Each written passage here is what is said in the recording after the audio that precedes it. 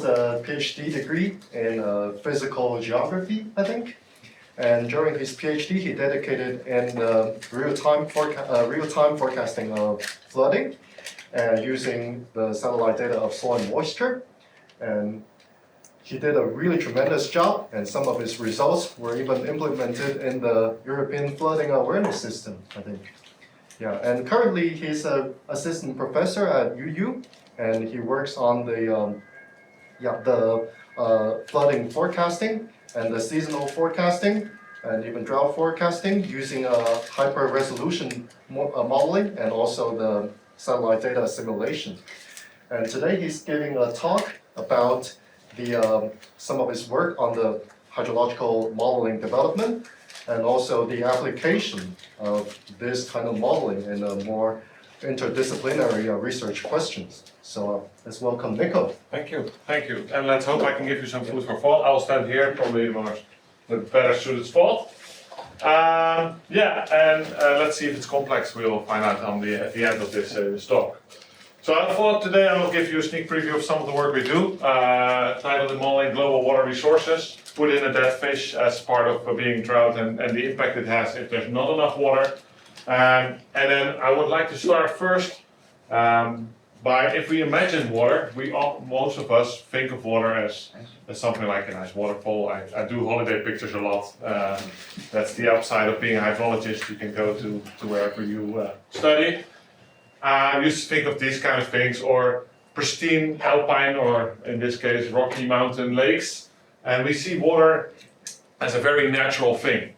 But us humans have had a tremendous impact on water around the world. Does anybody know what I'm showing here? Like, who's not in hydrology? So, what do I see? Farms? Yeah, so you see here agricultural fields where people basically pump groundwater out of the subsurface and irrigate it in a semi-desert environment. And by that we significantly impact the natural flows of hydrology around the world. Water that shouldn't be on the Earth's surface, we put it on our crops and evaporates, and thereby changes the whole water cycle. Visually more even distressing maybe, is like we straighten a lot of our rivers, put a lot of cities around it, and we also have a lot of demands of the water that is available for agriculture, industry, domestic use, or livestock. So we see that the water system is no longer a real natural system, it's more of a human interaction natural system, and we control large volumes of the global water flow, and I will show you in a couple of slides what I mean by that. And our interaction with the water is even more, here we see the floods of 2 years ago, 2022 in Limburg, where the water basically occupies part of our land, but we also make fences, dikes, levees, whatever, to protect and make sure that this doesn't happen. And thereby also, again, making this more a complex interaction and controlling that. And my favorite, the one I love to study is drought. More of an unknown mystery or unknown disaster, but it results in significantly drops in available water. At the same time, we see that people want to take more water and nature wants to have more water, and there's a fight for those remaining water sources. And just to put things in a bit of perspective, last year was one of the most extreme dry years in the River Rhine that we've seen in the last 100 years. So if you get like the red, it's like the lowest 5%, blue we don't get there. And then we have in green, we have 2018, which was also a record year. And then we had 2022 happening, and we see that we go to places where we've never been before, and we see problems we've never seen before. And that's what makes my work, to some extent, very exciting to see. Can we foresee those problems in light, for example, of climate change? By now, actually, the river levels have restored quite well. And you can also see climate change. Who of you knows the warming stripes from the KMI? Yeah. What you can do is put all the annual records in a big row. So we go from 1901 all the way to 2022. And if it's a dry year, I give it a red color. If it's a blue year, it's a wet year, I give it a blue color. And we see on average that the world becomes red. And if you look at temperature, this is even more the case. But we can see that a lot of the red extreme years are actually in the last tens of years. I highlighted here the 15 driest years on record. Now you can see that We've had, for science purposes, a very interesting last 10 years, but not if you're a water manager in the Netherlands. And they have, one of our collaborators basically asked me, can we for once have not a dry year so they can go on holiday, on a normal holiday, without going there. This is only the system itself, so what do we see? And what we do in Utrecht, on the 4th floor of the Vening Miners building, in my case, we make a hydrological model. I promised not to show any equations, although Eric said there could be equations. I said no, I will just keep it simple, but there's a lot of hydrological equations going into a hydrological modeling code. Yes, I'm a nerd on another level, but I've visualized it here as a circle. And what we do, as a hydrologist, we're in a very interesting spot because we're kind of the middleman between the meteorologist and a lot of the impact studies. We take data from the meteorologist on precipitation, temperature, and evaporation. Precipitation, where does the water fall? Temperature, does it fall as snow or just as rain? And evaporation, on how much actually goes back into the atmosphere. Major components of the water cycle. That goes into a hydrological model, but that's not it. You need way more information on it, and I actually have to stand here because otherwise it's going to be a lot of walking. We need to have the land use. So what is the soil, what is the current way we use the land? Is it forest or is it agriculture or is it a city? We need soil type. It determines how fast the water can infiltrate into the soil, whether or not it stays there or if it runs off. We need geology. For obvious reasons, water can go even deeper into the ground, and where is it stored in the subsurface? And for example, can we extract it? We need to have insights on the vegetation. How does it fluctuate throughout the year? Where is it? Is there a tropical rainforest or not? Elevation. I mean, if it's the Himalayas, top of Mount Everest, more likely to be snow. If it's lower, it's not. And it also determines the way the water flows, of course. Lakes and reservoirs, I can go on like this forever. Irrigation, water use, very important nowadays. How much water do people actually take from the river? And what is our local demands? Groundwater pumping is one of the main ones. This is the map for India, but we have the data all around the world to show where people have wells, how much they on average extract from that, and how we can use that. And then of course finally population. Where do the people live, and where do they use the water, and where do they take the water? So that's all included, and if we all jam that into those lines of code, which are open available by the way, so if anybody wants to have a stab at global hydrological modeling after today, we have free tutorials up there. But you can give information on soil moisture, for example, how wet or dry is the soil, which is important, as Jerry already mentioned, for flood forecasting, because if it starts to rain, how wet is the soil already, so how saturated is it, and how much can it extra take before you get floods. The groundwater, I always call this the invisible water source. 99% of the fresh water on the land surface is underground, so we don't see it, but it's a major resource for many things, and we can make it visual. The discharge, so the water that's in rivers, in my case droughts, and things like water temperature, those more derived products. So, and what does a simulation look like in the end? It looks something like this.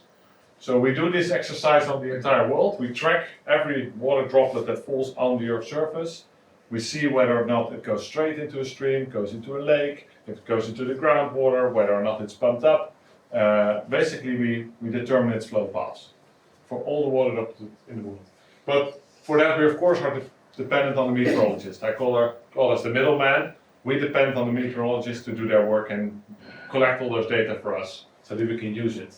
But then we can put out things like this. This is an annual simulation of the water temperatures around the world. Nothing really shocking, you just see the seasons going up and down. You see the major river systems in the world.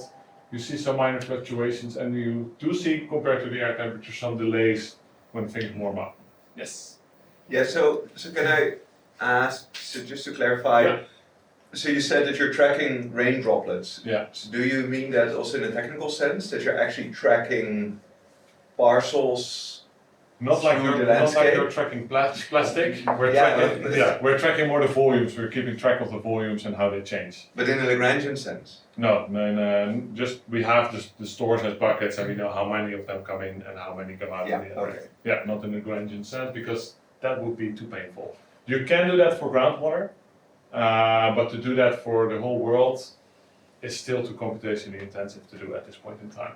On the resolution we want to go at because of the complexity of the land surface mostly. Would be cool though. Thinking about groundwater, and there you can determine those flow paths if you want. We actually show, like we try to model how deep the groundwater is also in the subsurface. So how reachable is it for humans to extract and obtain water volumes. For example, you can see very interestingly under the Sahara deserts there are huge quantities of groundwater, relatively shallow, that can be used for agriculture if you want. However, if you do that in those regions, it's not very sustainable because you're depleting a resource that cannot be replenished by the current amount of rain. Those groundwater reserves that are underground in those regions often are there from ancient times when the Sahara Desert was just more wet or in a different place on Earth. So it's really thousands and thousands of year old groundwater, but of very good quality. So we can do that in this case on a 1 kilometer scale across the world, and that really brings, you can really see like these fine, you see these meandering patterns, you see valleys, you can see a lot of detail as well on where to get your work. I briefly mentioned already how people affect the water system, and this is an easy simulation where we put in view like all the red rivers here are affected by reservoirs at some point in their flow path. And we start in 1900, we go all the way to 2010. Unfortunately, the data is not more real time than that. And you see that the number of red rivers, as you would like to call them, is increasing over time significantly, with a golden age between the 1960s and the 1990s, when we thought reservoirs are a sustainable long-term solution. However, we've also seen in the last years, we've seen the problems with ecology that arise from that and people controlling. But that means that for all those red rivers, there's somebody with their hand on a button determining how much water flows out. So actually it's no longer a natural system, but it's more of a man-made system. And sometimes it can also lead to conflicts. If you think of the Renaissance Dam leading to conflict between Egypt and Kenya or Ethiopia on who's controlling the water as such. These are processes we try to incorporate into our system, but up to a degree we can do that. And it makes it extra complex because humans are some of the most unpredictable things in the planet, I would say. Here I have an example for the Oroville Dam in California. And every time I plot a line, it's the annual release curve from that reservoir. And what you will see, if I restart it again, but that there's no constant behavior on when we release the water to be used somewhere else. You see that the line is shifting over time the whole time. If I go back, the interesting part here is mostly that first we see a lot of release towards the end of the year, and then at some point you see that things go more forward, and that means that people are releasing the stored water earlier in time, so early in the year, anticipating that we will have enough for the rest of the season. And the most extreme years are coming up now, where we release the water already May, April, and that is due to the fact that the agricultural demand for that water is high in the start of the growing season.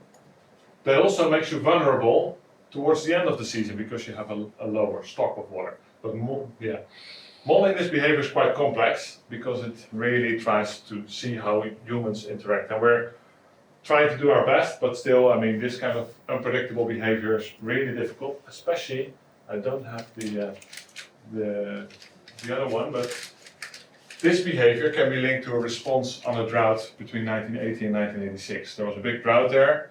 What happens is people become more conservative. Whenever you've been hit by an event with a reduced water flow, you try to say, okay, next year we're gonna save a bit. We're gonna be a little bit conservative, so we release most of the water towards the end when we know we're safe. People became a little bit more, reluctant. Let's put it up to 2014. For those of you who've lived in the US, you know in 2014 there was a big drought in California, and basically this dam was almost empty, or like 7% of its full capacity, because 3 years in a row they thought, things will restore itself, it will all go well in due time. It did not. And there you see that the interaction between humans and water is becoming more complex as well as a result of that. Now, capturing this behavior in a model is difficult and requires that we also check how good we do these kind of things. So we make the simulations and we use independent data to benchmark whether or not we're producing any accurate results. And we can do it using satellite data. We'll give you some examples later on, but also station data. So there's more than 7,000 stations in the world where we measure discharge for a period of more than 10 years. And we can use that information. So does our model produce the right answers for the right reasons? But there's also large parts of the world where we have no observations. And there we have to just rely on the fact that if we do an okay job, let's say for the Nile, we're also doing an okay job for another river. It's a fact of life, but I would love to see it otherwise. And that for there also satellite data comes into play, because you can use a lot of satellite data, but the problem is all that underground water is difficult to measure with satellites, because it's simply underground and you cannot see it. Yes? Probably you Oh, were mentioning the end, No. but you will use this as the application for a more smart system, because now it's really like a human controlled. Yeah. And whether they could use this model and make it more smart, and when should they release the water, and this is Yeah. many. No, that's a very good question. We have a couple of projects on this, actually this exact question but yeah, you can also make it insightful when to use the water and how vulnerable you are to extremes. So we know what kind of extremes can be expected or in the current climate. And that gives us a range of, like, if you do this, you're at least in the safe space in terms of operating this water reserve. And our model can actually show you how safe you are or where you can when it becomes unsafe. So unsafe for sure, but this is definitely too safe. There's no such thing maybe, but this is really conservative, and you can show what your options are in terms of having a sustainable water practices. And that's actually where this tool comes in really handy, because you can make it visual, you can show to policymakers as well, like here, this is the map, this is the risk you run, this, if you have a 1 in 20 year droughts, this is gonna cause problems, or 1 in 50 year, or maybe once every 5 years. Was another question or not? I thought I saw a hand, but. I have a question. I mean, in terms of validating the model, I mean, how many independent, data do you have which are not affected by human behavior? Because those are the ones you can actually make a justification of the accuracy of the model. No, because the humans are in our modeling system. So we take them into, so we can actually validate on places where humans have affected it. Actually, that's one of our goals, because you want to recreate what's in reality. If you look at the number of places which are unaffected by humans, it's very limited, and it's mostly pristine headwater catchments in alpine regions, and even there you have reservoirs. So it's really limited. If you really go to the pristine situations, it's very limited to. So humans do play an integral role in this hydrological cycle, and it's something we're not going to change. So capturing that behavior in our modeling framework is a necessity. Otherwise, you see you're way off in most of those simulations. So you actually have all the decisions made by managers, and you have it in your model? We have that's an ongoing term. We don't have I can't mimic the independent, like the individual reservoir manager, for example. So we have more generic operating rules on what we think they should do, which are informed by satellite data. But that is something of a constant development. We're trying to improve, seeing can we get more detailed data, can we get better understanding of the decision-making process, when people and how people react, and also in cultural aspects, how people react, because different regions, different countries, different religions act differently with the same resource. You can't simply take US water demand and its behavior and put it into South Africa. That's not going to work. So you have to take that into account. But I will admit straight away, there's a lot, and that's why I have a job, but there's a lot of things that still need to be improved and can be improved on that end, and that's also a constant challenge. Like, can we do it better, and how much effect does it have?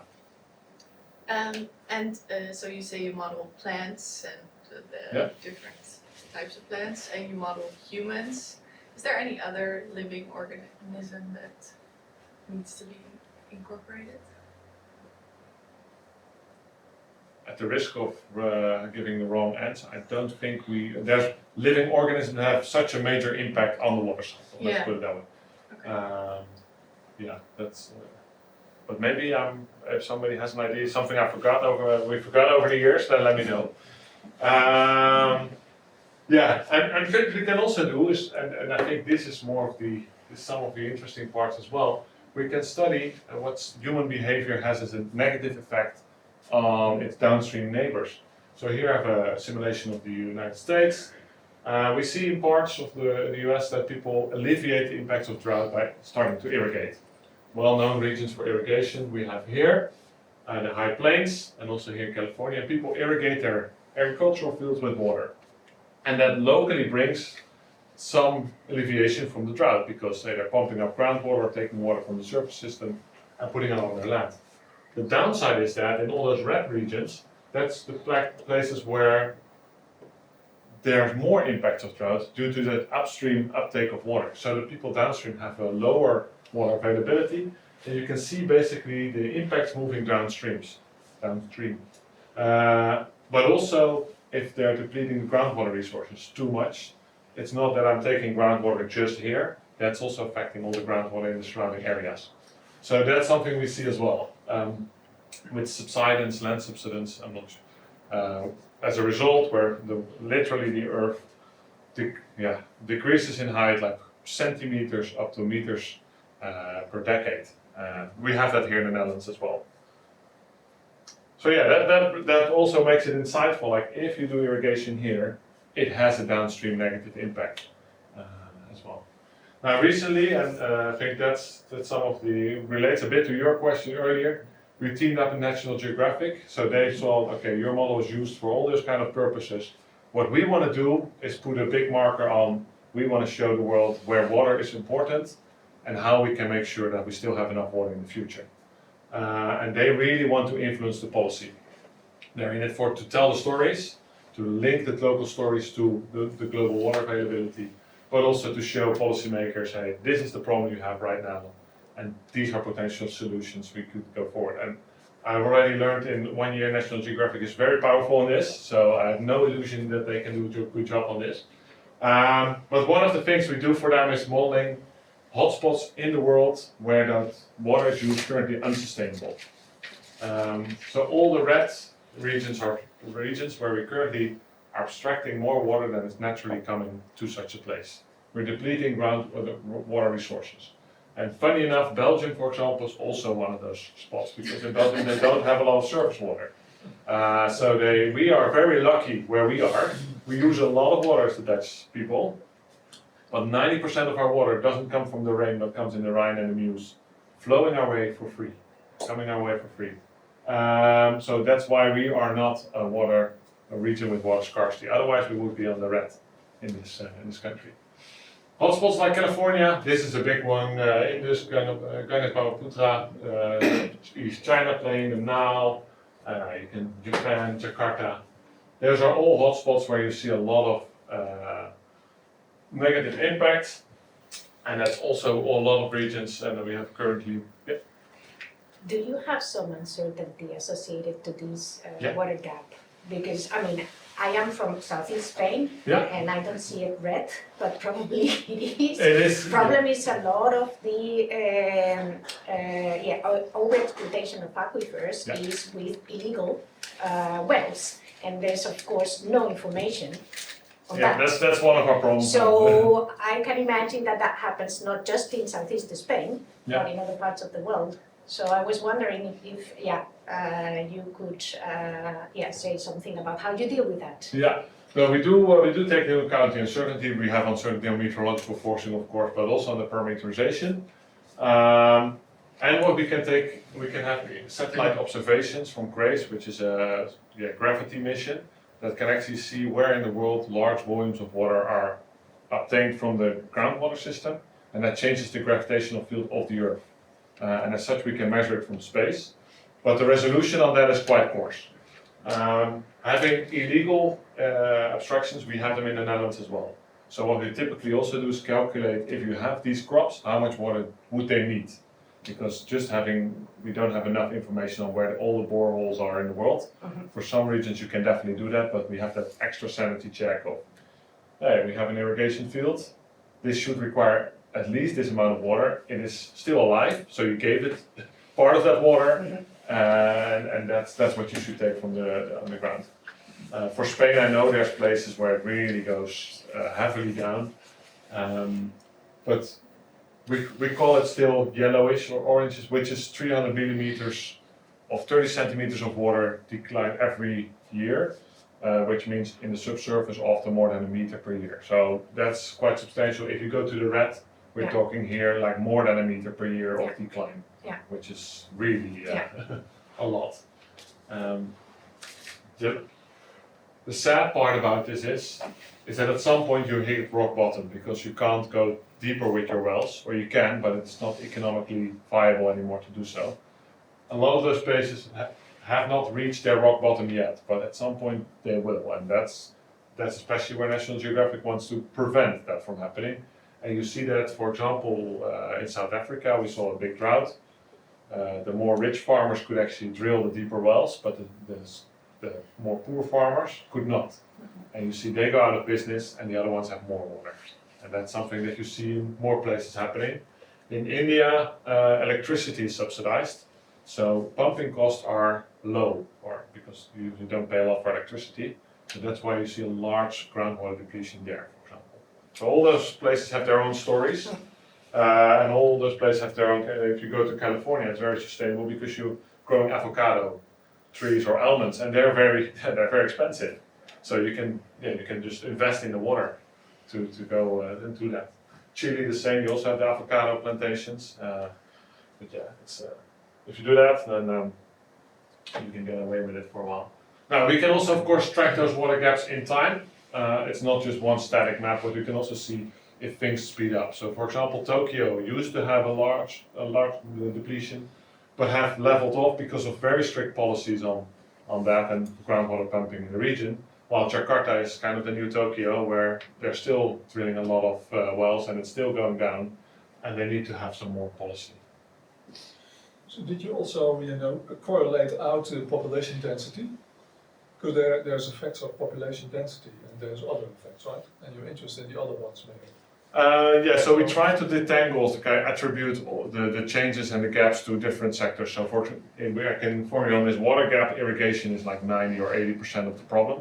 But for example, if you go to Japan, industry is a relatively large component of that water gap. So we can actually attribute different changes to different parts of the human water management. Yeah, I think that's also the important thing, because if you can tell industry is a problem here, then you can address that more directly with a policy. Oh, it automatically goes to the next. Okay.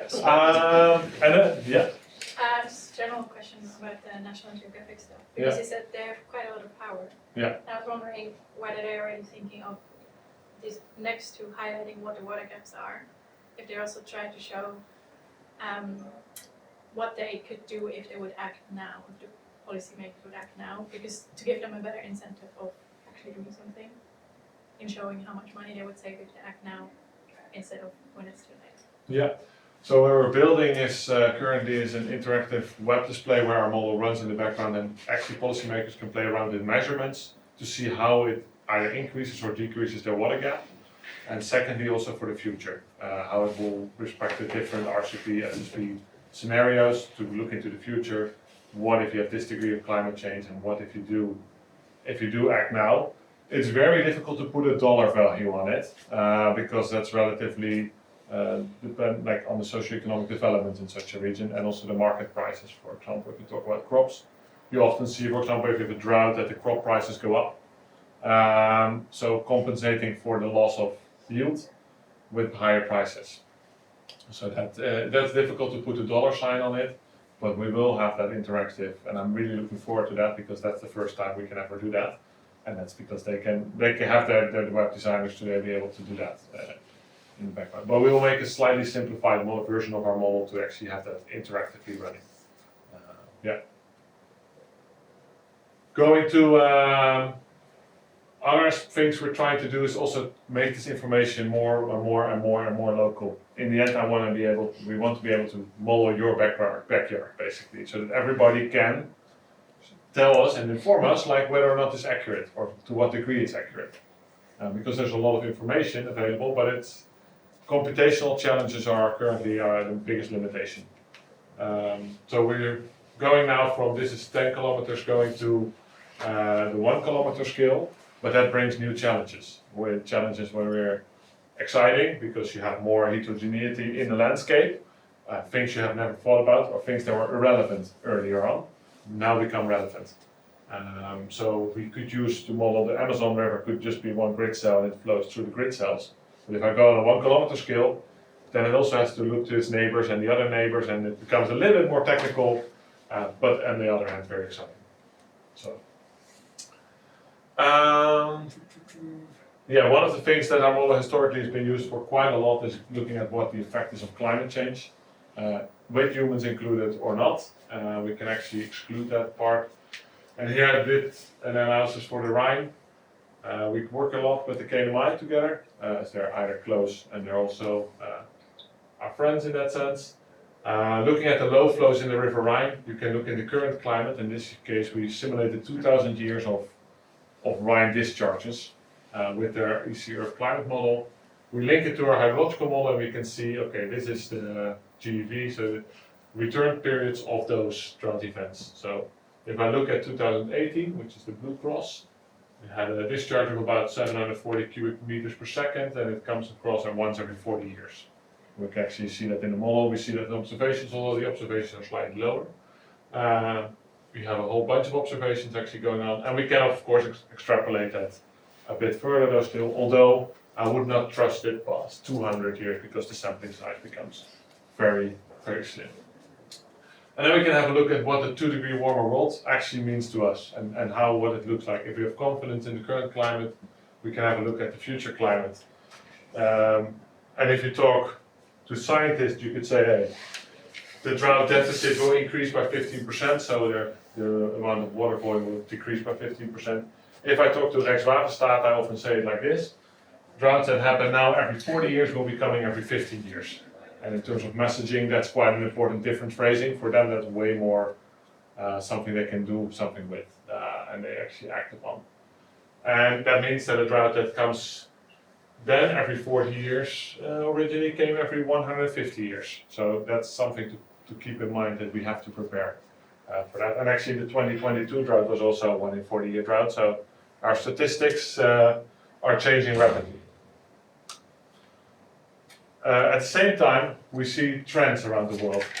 I think I will use my last couple of slides for trends and then some more interdisciplinary stuff. Around the world you see trends in air temperatures, but the trends in water temperatures are not necessarily directly linked to that. We see some interesting behavior due to changes in the seasonal cycle, so when the snow melts, or how the partitioning between groundwater or snow and rain.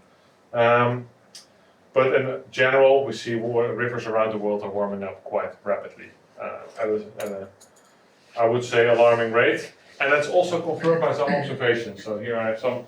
If you talk water temperature, there's like 300 stations in the world. That's super limited if you want to do anything benchmarking on that.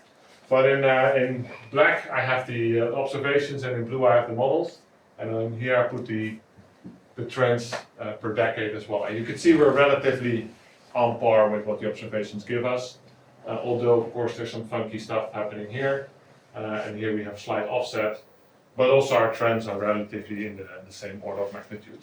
So that gives us some confidence that we can actually do this. But getting water temperature data is like a pain. Now we produce those water temperature trends. Now there's other people in the world that tend to study fish, and I work with some cool people in Nijmegen that actually check when fish die, which temperature change they are okay with. So they have large databases on which fish species can live in which temperature range and how warm you need to make it before the fish is in a different world, I would say. And we link their knowledge on the ecosystem and the fish ecology with our information on water temperature trends. And with that, we can actually say this is for 3.2 degrees warming, which is the current policies which will give us. We see that all the red parts in the world, 100% of the native fish species will die. As a result, they can't live there anymore. It's too warm. And in the yellow stuff, 100% of will remain. But if I see a lot of awfully red stuff on this, doesn't mean that some of the fish migrate to other regions. But yeah, if you're living in the tropics, there's not much places to migrate to because you're already at quite a warm spot. This is for 1.5 degrees. Let's see if no, we're not going to get there. 2 degrees, maybe, and this is the worst 4.5 degrees. But then almost all the world is, if you're fish, it's not good news. Let's put it that way. But this is where we are in the middle, because I have no knowledge on fish, I have no knowledge on ecology or limited, and we provide that water temperature and discharge data, and that's where, for me, a lot of the energy comes from, because then you see what you can contribute to the next science level, the real impacts. Another study we did is looking at conflicts as a result of climate change and how they are linked to climate change. This is on average in log scale the number of conflicts in Africa in in the last 10 years, a little bit more. And we can actually use our hydrological information together with the relationship between conflicts and droughts to see how much conflicts will change in Africa as a result of climate change and changing hydrological extremes. The science on I will straight away admit, hydrology is just a small fraction of the thing, because socioeconomic developments are way more important than any water droplets in the world. But what it often does, it's the trigger. If the situations are already dire, you get a drought, your crops fail, and then you get a lot of problems. So for this, we work with the Peace Research Institute in Oslo and Uppsala University, and they wanted to have that data on soil moisture. They wanted to know when crop die, and we could inform them on that. And again, we're providing, and I learned something on something I never thought about. 3 years ago, I would have never thought about this in any way. And I think that also comes a little bit with the stuff we do in terms of making our results visible and available to all. Because all the stuff we do, the code, the data, all of it is open access. So everybody can download, and you see that some of those data sources are downloaded, I don't know how many times, and you get sometimes a lot of emails. We have dedicated people who work on software support, so they actually support our department in handling some of those questions and making sure that the data is accessible to others. You see it used in science, practitioners a lot, like people like Rijkswaterstaat, media, but also in education, and I think that's also very nice. So, developing educational programs that use the science and those models to go somewhere else. Part of what drives me is at least connecting hydrology to other communities. It's nice to be a hydrologist, but I also like it if other people can actually use my work for either energy science, conflict science, ecology, or if you have a different application, I'm open to share the data is there, so take it, look at it. If you have questions, come to us, and try to see if we can improve our current modeling framework to answer the questions of the future. Because already here were some questions were raised, which you could say, yeah, that's still, we don't have all the tools that we need to have that answer. Open the tools and methods, and provide an open, inclusive, and sharing community. That means that I can also give that model information, not just to scientists in the US or Europe, but also be able to have that on a web-based platform where also people from Africa or wherever in the world can interact with those modeling tools. And that's also part of the National Geographic ongoing effort to really push for that. Because in the end, we have the supercomputers to run it. That's nice, but it's nicer if we can share it somewhere else. Yeah, so I think we tackled observations, modeling tools as basically where we deal with some complexity, and the media and policy. And the last policy part is sometimes a little bit challenging for me as a scientist. I want to move faster than some of the policymakers, but I think if we want to make real impact, then we should show and try to connect there. And with that, I'd like to close. I'm happy for any questions. People want the data, sharing, whatever.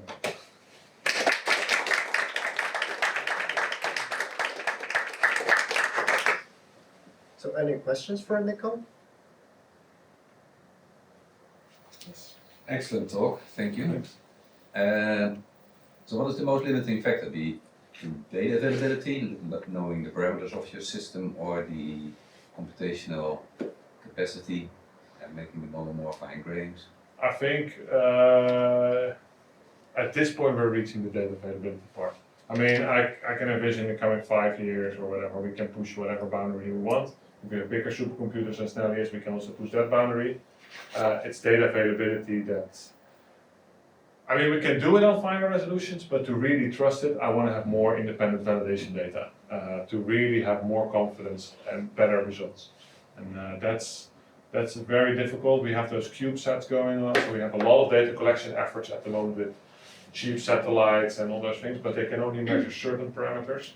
Getting groundwater observations around the world is really difficult. Netherlands is doing very well. The US okay-ish, but the rest of the world, even in Europe, it's already really difficult to get that information. So that is going to limit us in the 5 to 10 years from now period. Yeah, and there I think combining data sources to be able to give proxies for what we're actually modeling, that would also be a way to go. Yeah.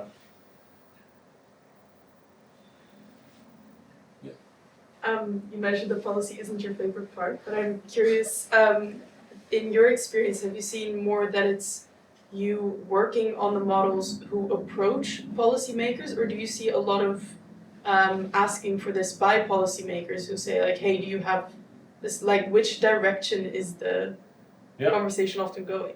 So I don't dislike, I think it's important to Yeah. but it's more that sometimes I'm too impatient to, then I think you go to The Hague and you talk, and then 1 year later there's a follow-up, which sometimes as a scientist we're used to this interaction fast. So that's where my frustration sometimes comes from. It used to be us pushing at the door a bit more, but now we're more approached by people like the World Bank, WRI, Worldwide Fund, Greenpeace, all those kind of organizations ask us. We've proven in the past years that we can do this. We've had produced reliable results, and they want to use it for dedicated analysis. So that then they approach us, and now we have that network going on. So that's relatively easy. Then we're in a luxurious position that they come to you. But then the follow-up, so we go to the UN Water Week, for example, and there, yeah, then it's again we're more bringing it, like to reach new policymakers, and but it's always on a more global, international level, and yeah. Okay. Yeah. If you look at future scenarios, right, I mean, you face quite a challenging downscaling problem. If you want to go from CMIP 50 kilometers at most in the atmosphere down to 1 kilometer scale. So how do you solve it? Probably is one of the PCs working on that perspective. I know that. No, so you can partly obtain like from geographic information on, for example, precipitation falls more often in the higher regions. You can correct, so we call that statistical downscaling. We can use part of that.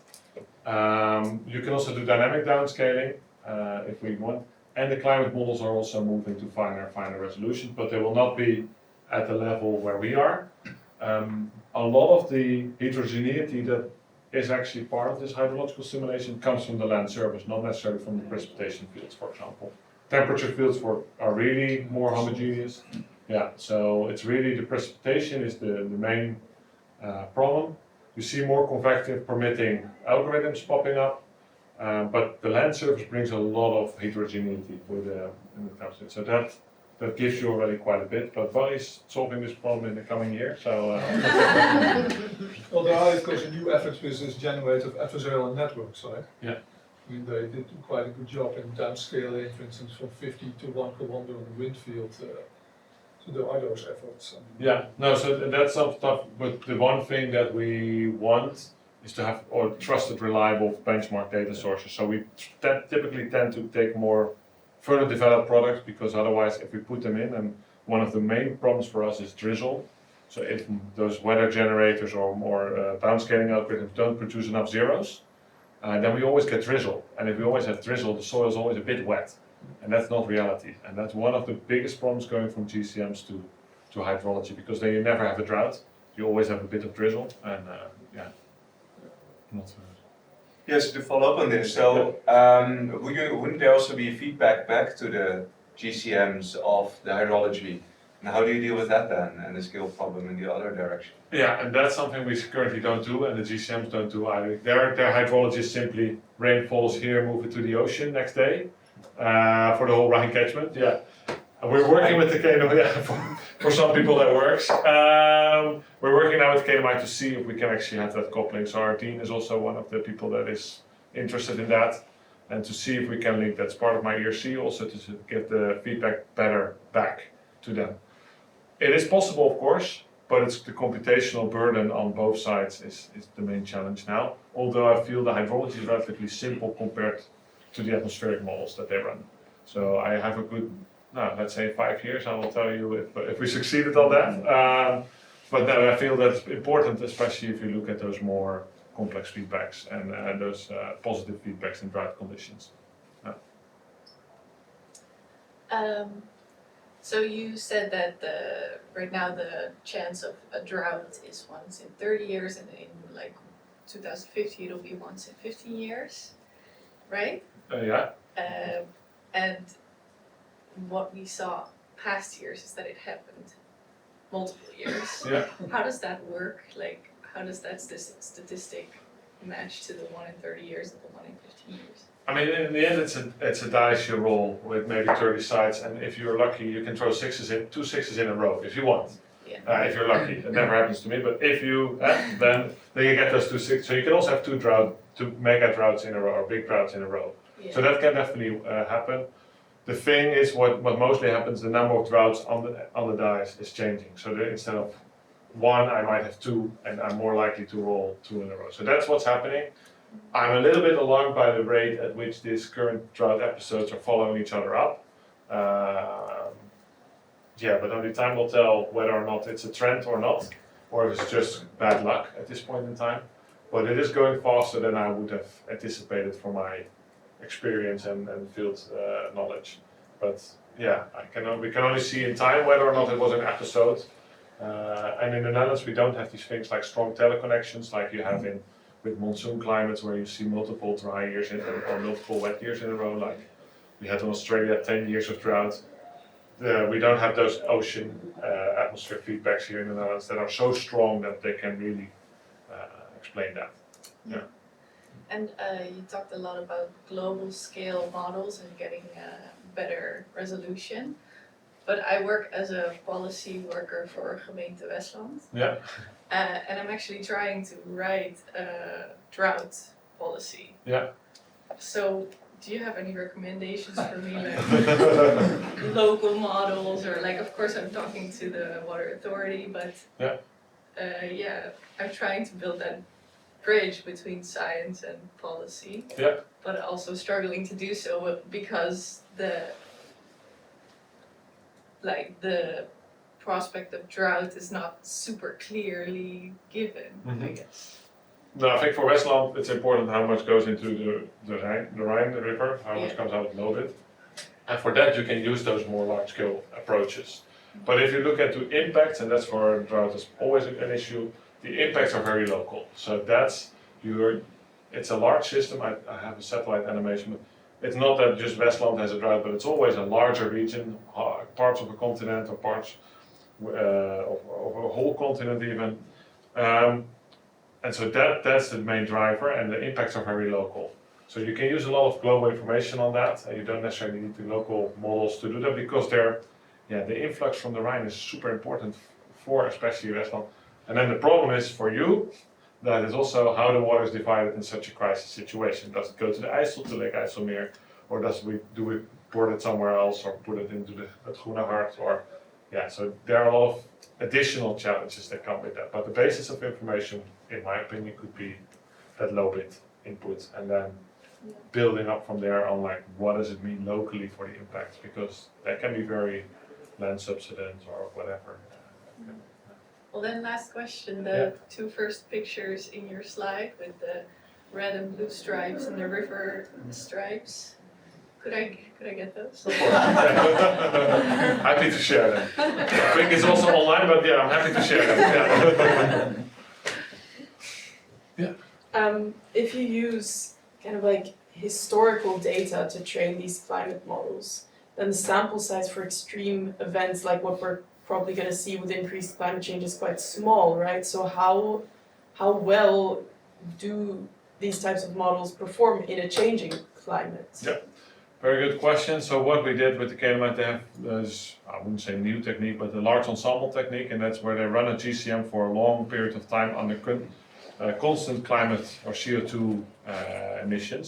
So what they say is like, okay, it's always this level, and now we let the model run 2,000 years and just generate weather patterns that are based on the current climate. And that's how we can improve the sample size. And then what we did as a sanity check is put the distribution of those variables across the one of the historic observations, of which we know it's too limited, but at least do they kind of approximate that distribution, and if they do, then we can be relatively certain that they could also reproduce the full distribution. Yeah. So the KNMI does a nice job on it. There are not that many large ensembles out there, they're popping up like mushrooms more and more. So it's very interesting technique to use. Is there any specific papers on that? I will forward you to, yeah.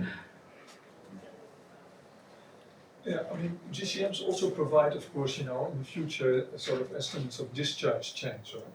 Yeah. So is that a bit compatible with what you find with your model of the microscale? To be really honest, I don't really trust the GCM outputs I've worked with GCM and people who develop GCMs, and the way they characterize lakes or any human interaction, it's not in there often. The runoff rates are comparable, to what we get. So the locally runoff, but the scale is way coarser. So it's difficult to compare in that sense. Yeah. Yeah, we looked at the CSM2 ensemble, and there you see that actually it's not too bad. No, of course, in specific rivers, but it's not too bad. So it's not, but so the river routing scheme is complex enough there to actually capture a lot. Yeah. Of course, depending on the resolution. I think there what comes into play is like the finer resolution you go with something we noticed, the better we can capture the storage. So the delay between rain and finally reaching the river. And that's something that you see is very difficult. The coarser resolution becomes very difficult because you don't have enough buffering. And there you see that the response to any kind of precipitation event is relatively fast. If you look at the annual time scale, the delta changes are quite okay, but if you look at the hydrographs, you see like rainfall event, and so the dry wet season rates is too amplified, like wet and dry season. That's something we noticed. Yeah. Also something we did not anticipate when we went to finer resolutions. Could have done that, but we didn't. And do you capture salt intrusion also? Not with this model, but we couple it to C1N, it's a mod flow component that does saltwater intrusion, and we partner up with Deltares on that, because that is limiting for how much water you can use. If it's salt, you're out. Yeah. Yeah.